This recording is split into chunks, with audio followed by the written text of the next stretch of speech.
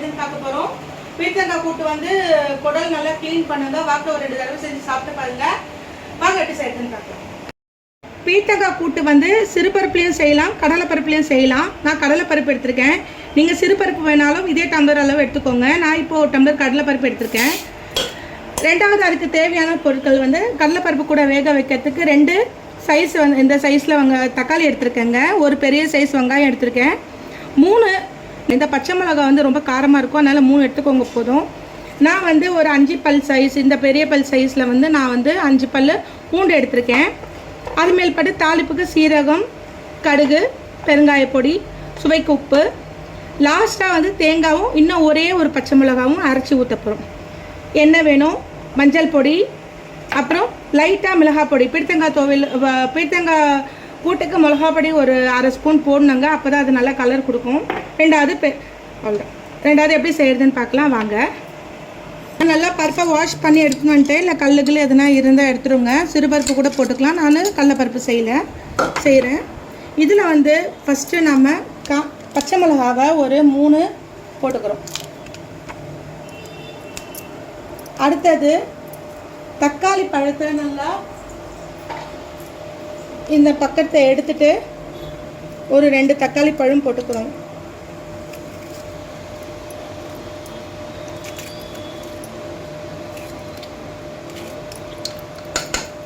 அப்புறம் இந்த மாதிரி நம்ம வெங்காயத்தை கட் பண்ணி போட்டுக்கிறோம்.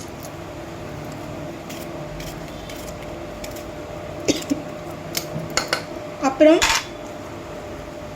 பூண்டு ஒரு 2-3 பல்லு ஸ்கின் எடுத்துகிட்டு போட்டுக்கலாம். மீதி பூண்டு வந்து இந்த தேங்காய் அரைக்கும் போது போட்டு சேர்த்தோம்னா இன்னும் சுவையாக இருக்கும்.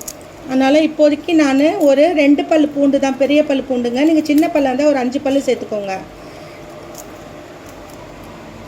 போட்டாச்சு. இதில் ஒரு 1/2 ஸ்பூன் மஞ்சள் பொடி,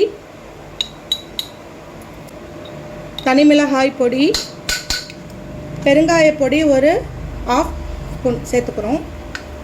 சரியாக போச்சுங்க. இப்போ ரொம்ப முக்கியமான ஐட்டம் பீர்க்கங்காய். இந்த பீர்க்கங்காயில் வந்து நாம்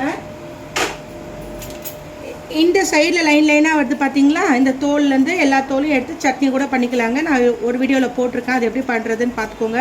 பீர்க்கங்காயோட துவையல் எப்படி பண்ணுறதுன்னு பார்த்துக்கோங்க. நம்ம இப்போதைக்கு இந்த துவையலுக்கு இந்த கூட்டுக்கு இந்த தோலை ரிமூவ் பண்ணிடணும். துவையலுக்கு இந்த பகுதியை வச்சு துவையல் பண்ணிக்கலாம். நம்ம படை போடுறது கூட்டுன்றதுனால இந்த மேலே இருக்கிற ஸ்கின் எடுத்துருங்க. இது நீங்கள் எவ்வளோ பெருசாக போட்டாலும் அது நல்லா வதங்கிடுங்க. அதனால் வந்து நீங்கள் இது க்யூபாலாம் போடணுன்னு அவசியம் இல்லை. நல்லா இது வேகும் போது அதுக்கப்புறம் நீங்கள் குத்தி விட்டிங்கன்னா நல்லாயிருக்கும். இந்த மாதிரி சைஸில் போட்டுக்கோங்க, ஒன்றும் பிரச்சனை இல்லை. அப்புறம் அது நல்லா மேஷ் பண்ணி விட்டுக்கலாம், ஒன்றும் பிரச்சனை இல்லை. நான் வந்து ஒரு 1/2 சொம்பு தண்ணி ஊற்றிக்கிறேன். ஊற்றிட்டு நல்லா இந்த மாதிரி கரண்டியால் எல்லாமே கலக்கி விடுங்க. உப்பு போட்டுக்கலாம். உப்பு நல்லா 1 டேபிள் ஸ்பூன் உப்பு போட்டுக்கிறேன். நான் கல் உப்பு தான் போடுறேன். இப்போ எல்லா இன்க்ரீடியன்ஸும் இது உள்ளே சேர்த்தாச்சு. நம்ம விசில் போட்டுக்கலாம். விசில் வந்து 3லேருந்து 4 விசில்.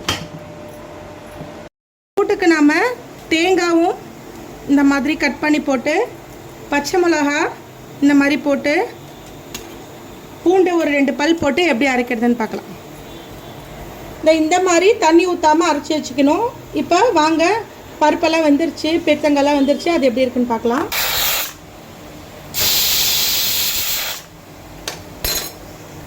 இங்கே பாருங்கள்,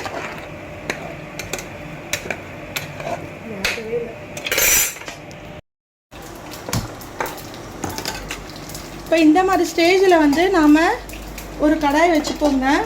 கடாயை வச்சுட்டு நாம் இந்த கூட்டுக்கு தேவையான தாளிப்பு நான் வச்சுருக்கேன், அதில் ஊற்றிக்கிட்டேன். இப்போது நாம் வேக வச்ச இந்த பீர்க்கங்காய் கூட்டு இருக்கு இல்லையா, இது அப்படியே தள்ளிடுவோம். தள்ளி இது கொஞ்சம் திக்னஸ் ஆகணுங்க. திக்னஸ் ஆனால் தான் கூட்டு நல்லாயிருக்கும். பருப்பெல்லாம் நல்லா வெந்துருச்சு. கூட்டில் இருக்க அந்த தண்ணி மட்டும் இப்போ வந்து நல்லா எவாப்ரேட் ஆகணும். இப்போ கொத்தமல்லி சேர்த்துடலாம். நம்ம அரைச்சி வச்சோம் பார்த்தீங்களா ஒரு விழுது, அந்த தேங்காய், பச்சை மிளகாய், பூண்டு இதையும் நாம் இதில் சேர்த்துக்க போகிறோம். ஸோ தாளிப்பு இதுவும் சேர்த்து நம்ம கடாயில் மாற்றி இதை கொஞ்சம் திக்காகிற வரைக்கும் தேங்காய் போட்டிருக்கிறதுனால இது ஒரு 10 மினிட்ஸில் திக்காகிடுங்க.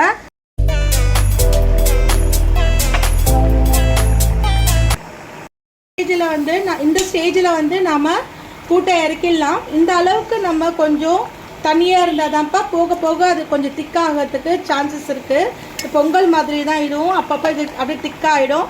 இந்த ஸ்டேஜில் நம்ம இறக்கும் பொழுது கொத்தமல்லி தழை போட்டு இறக்கலாம். வாங்க ப்ரெசன்டேஷன் பார்க்கலாம். பீர்த்தங்காய் கூட்டு ரெடி ஆகிடுச்சுப்பா. இந்த அளவுக்கு நம்ம வந்து கன்சிஸ்டன்சியில் எடுத்தால் தான் வந்து நாம் இருக்க நேரம் ஆக ஆக ஆக அது வந்து கட்டி ஆகாமல் நல்லா இதே பதத்திலே இருக்கும். சாப்பிட்ற பதத்துக்கு வந்துடும் நம்மளுக்கு. இதுவும் நெய் ஊற்றி நல்லா பிசைஞ்சு சாப்பிட்டிங்கன்னா குழந்தைங்களுக்கு ரொம்ப நல்லதுப்பா. ட்ரை பண்ணி பாருங்கள். இந்த பீர்த்தங்காய் கூட்டு ரெசிபி உங்களுக்கு பிடிச்சிருந்தா லைக் பண்ணுங்கள், ஷேர் பண்ணுங்கள், கமெண்ட் பண்ணுங்கள்.